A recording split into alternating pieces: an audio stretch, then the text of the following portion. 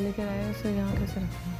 और आइए नेहा, शुरुआत कर लेते हैं हम बड़ी खबर के साथ जो सुप्रीम कोर्ट से इस वक्त आ रही है, जहां पर अयोध्या मामले पर अहम सुनवाई चल रही थी। और इससे पहले क्योंकि कोर्ट ने कहा था कि मध्यस्थता को लेकर सभी पक्ष विचार करें, तो ये बड़ी बात इस वक्त सुप्रीम कोर्ट सामने आ रही है जिसमें आपसी बातचीत से हल हो मसला। ये बात जस्टिस बोबडे ने कही है। उन्होंने ये साफ तौर पर कहा कि जमीन का नहीं बल्कि ये मामला भावनाओं से जुड़ा हुआ है। दिल, दिमाग और भावनाओं से जुड़ा ये मामला है, सिर्फ जमीन का विवाद नहीं। और ऐसे में कोर्ट ये चाहता है कि बातचीत से हल निकले, सभी पक्ष इस पर विचार करें और इस पर अड़े ना रहें, बल्कि आपसी बातचीत से अगर कोर्ट से बाहर भी ये मसला सुलझ सकता है तो उसकी कोशिश सभी पक्ष जरूर लें। हालांकि ये भी कहा कि हम इस मामले की गंभीरता को समझते हैं, लेकिन सिर्फ जमीन का मामला नहीं है, ये भावनाओं से जुड़ा हुआ मामला है जिसमें आपसी बातचीत सबसे बेहतर विकल्प है इसका कोई भी रास्ता ढूंढने के लिए। नीलांशु हमारे संवाददाता इस वक्त अयोध्या से हमारे साथ सीधे जुड़ चुके हैं। नीलांशु, कोर्ट की ये अहम टिप्पणी, उन्होंने कहा कि मध्यस्थता से मामला सुलझना चाहिए, बातचीत से सुलझना चाहिए, क्योंकि भावनाओं और दिल से जुड़ा हुआ है। मंदिर का मसला भावना तक जुड़ा हुआ है, ऐसे में बातचीत ही हल है। ये कोर्ट की टिप्पणी है।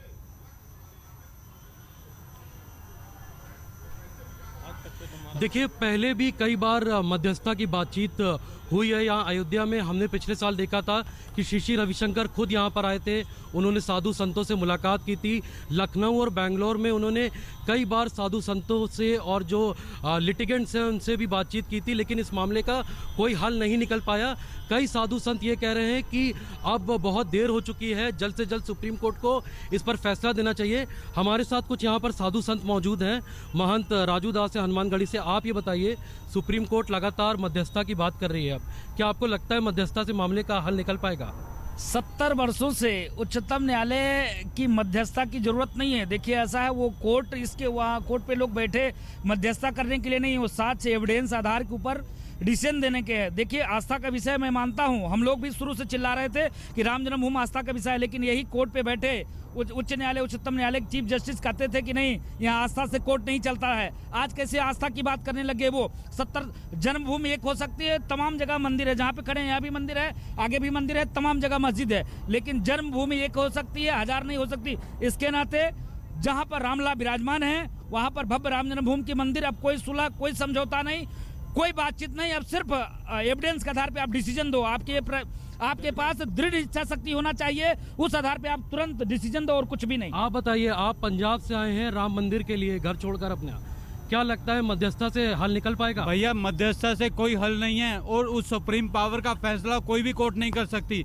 ये हम हिंदुओं को करना पड़ेगा। अगर सरकार इस पे अध्यादेश लाएगी तो ठीक है, नहीं तो हम चाहे अपनी जानें बहा दें। यहाँ पे 5 लाख लोगों के तो खून पहले बहे हैं।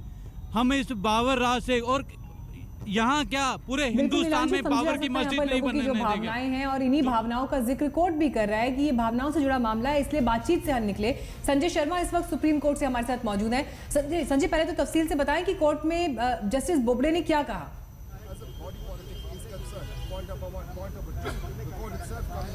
तफसील ये है कि इसमें जस्टिस बोबडे का ये कहना है कि मीडिएशन के लिए इसलिए कोर्ट ने कहा है क्योंकि ये सिर्फ एक जमीनी विवाद नहीं है, बल्कि लोगों के दिल, दिमाग और सोच और भावनाओं से जुड़ा हुआ विवाद है।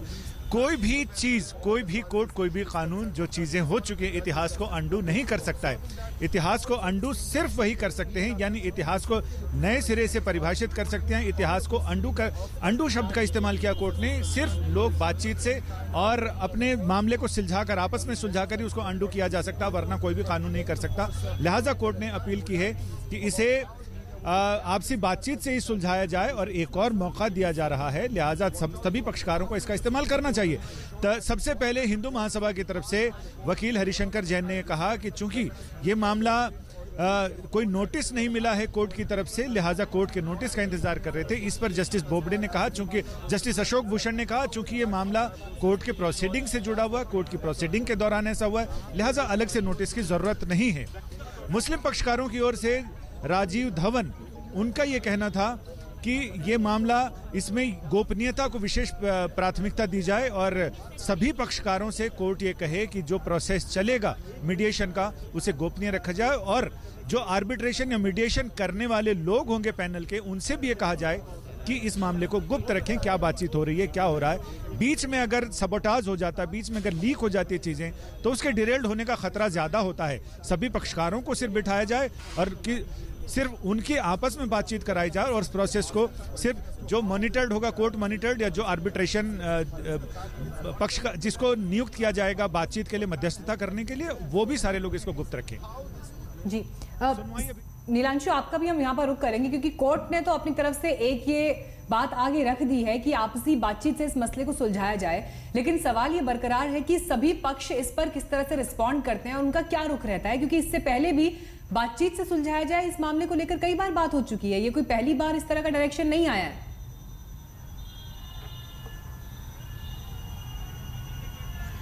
देखिए, बात बिल्कुल सही है। और जब 26 फरवरी को सुप्रीम कोर्ट ने मध्यस्थता की बात की थी तो हमने देखा था कि कोर्ट में सुन्नी वक्फ बोर्ड और निर्मोही अखाड़ा ने इस बात पर हामी भरी थी कि मध्यस्थता की एक और पहल होनी चाहिए, लेकिन हिंदू महासभा लगातार मध्यस्थता का विरोध कर रही है। हिंदू महासभा का कहना है कि मध्यस्थता के कारण कई बार समय बर्बाद हो चुका है कोर्ट का और जो भी पक्षकार हैं उनका भी, और मध्यस्थता से कोई हल नहीं निकलेगा, क्योंकि जो हिंदू समाज है वह चाहता है कि अयोध्या में भव्य राम मंदिर का निर्माण हो और मुस्लिम पक्ष चाहता है कि वहां मस्जिद बने या सुप्रीम कोर्ट के फैसले का इंतजार हो। तो इस कारण हमने देखा है कि हिंदू महासभा का विरोध लगातार जारी है। आज भी सुप्रीम कोर्ट में सुनवाई के दौरान हिंदू महासभा मध्यस्थता की बात पर अपना विरोध जाहिर कर रहा है। और यहाँ साधु संत, जैसा कि अभी आपने थोड़ी देर पहले सुना, वो भी लगातार कह रहे हैं कि राम मंदिर के लिए काफ़ी समय उन्होंने इंतजार किया है और अब सुप्रीम कोर्ट को मुख्य मामले की सुनवाई करनी चाहिए और जल्द से जल्द अपना फैसला सुनाना चाहिए।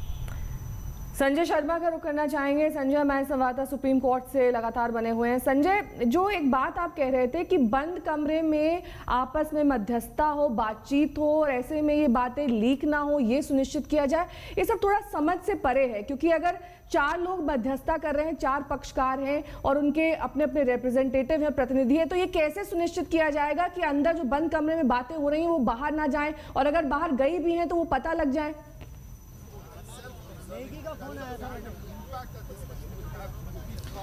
ये तो बिल्कुल नैतिकता का तकाजा है। इसमें यह कहा जा रहा है, डॉक्टर राजीव धवन ने यही कोर्ट से कहा कि इसमें सभी पक्षकारों से कोर्ट कहे कि वो गोपनीयता बरतें और पूरी तरह से गोपनीय होना चाहिए सारा प्रोसेस। अभी तो फिलहाल सुनवाई चल रही है जिसमें सब लोग अपना अपना मशवरा दे रहे हैं, उनका मशवरा ये है, लेकिन इसकी गारंटी कौन देगा? ये सही सवाल आपने उठाया है। इसकी गारंटी कौन देगा कि अगर बात लीक हुई है तो किसने लीक की? क्योंकि वहां तो बहुत सारे लोग हैं, 2 आदमी हों तो उसमें शक जाता है इसने या उसने, लेकिन जब 3 पक्षकार या 4 पक्षकार हैं और मीडिएटर, कोर्ट ने, जस्टिस बोबड़े ने भी बोला कि वो चाहते हैं कि आर्बिट्रेटर या मीडिएटर हो वो भी एक पैनल हो, ताकि वो पैनल के साथ इस पैनल की बातचीत हो सके। तो ऐसे में निगरानी रखने के लिए भी 2, 3, 4 लोग ऐसे कोर्ट जिनको नियुक्त करेगा वो लोग होने चाहिए।